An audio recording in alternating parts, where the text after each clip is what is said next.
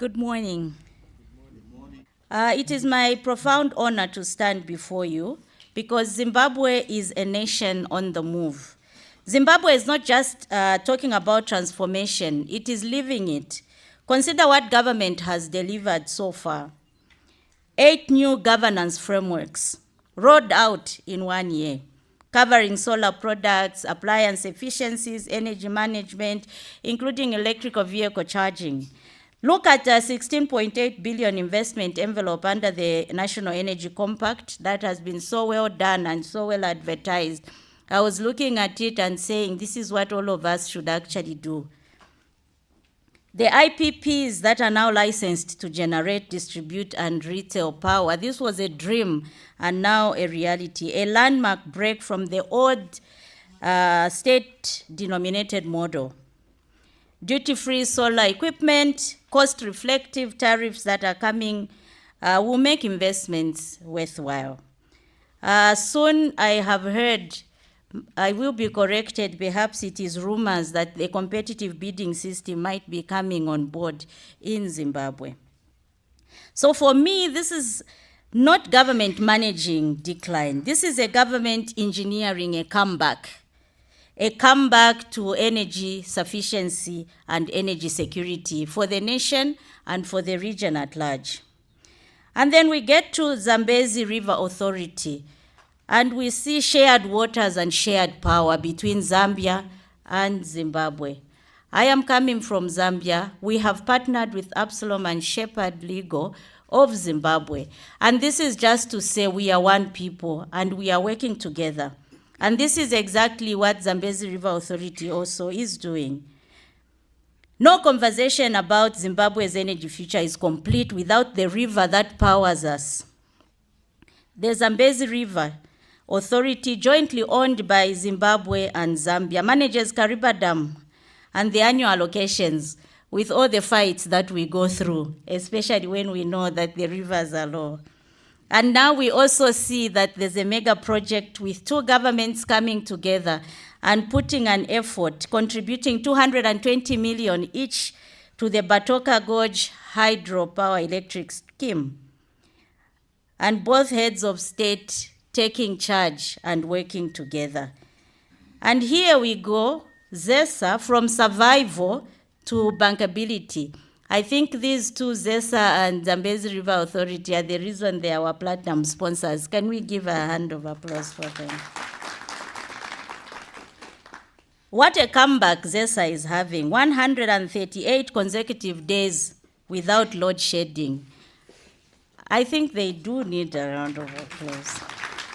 35 million rolled out in smart metering with EcoNet.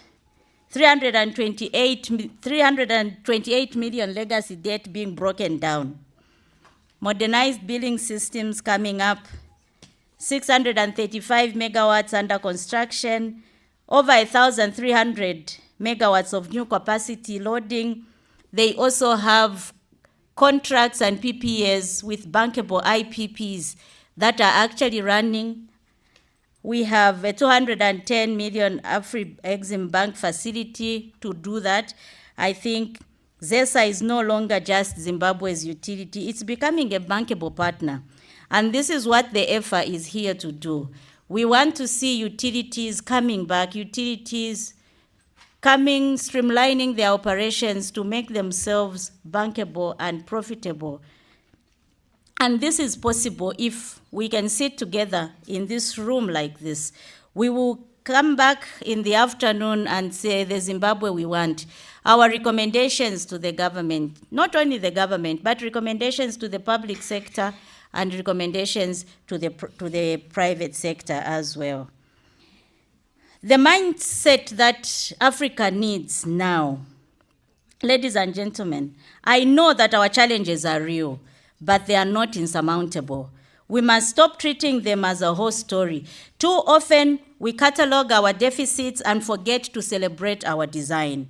So it is time to see every challenge now as a catalyst, every gap as an invitation to innovate. Africa holds the sun, the rivers, the minerals, and increasingly the capital.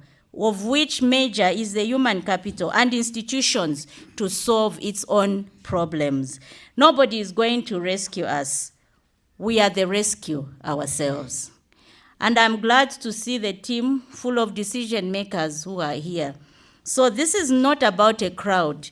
This is about the people who will take responsibility and make decisions to ensure that we obtain the energy security that Africa needs.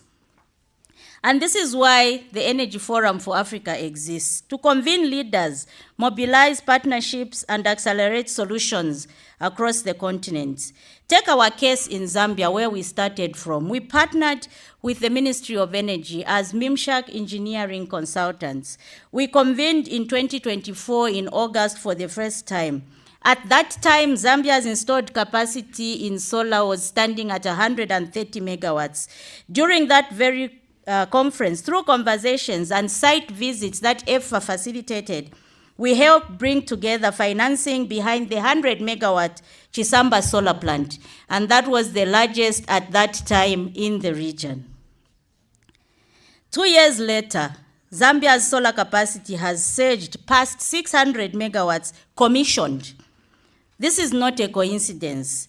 This is what happens when the right financiers, developers, regulators are brought into one room and given the platform to deal from paper to power. This is proof of that coordinated Africans action works. Every deal signed here, every partnership sparked in these halls moves closer to a continent where reliable, affordable power is not an aspiration, but a lived reality in every home, every business, and every community.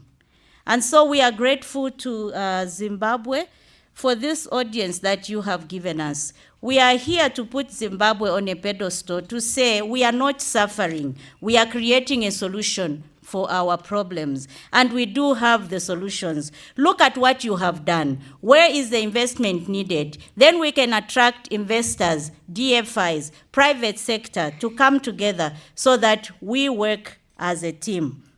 If you look at the energy sector, Zimbabwe itself is talking about 10 billion of the gap that needs to be filled. So for me, when you talk about the energy sector, there is no competition. There is only room for collaboration. And that collaboration will come from each and every one of us in this room. The IPPs, independent power producers, the developers, the investors, the EPC contractors, the government, the utilities, the legal fraternity, transaction advisors. We are all here in this room together. And as we do that, we create a platform for which all of us are going to be proud of. To the Minister, represented by Dr. Magombo, Madam, thank you for your stewardship.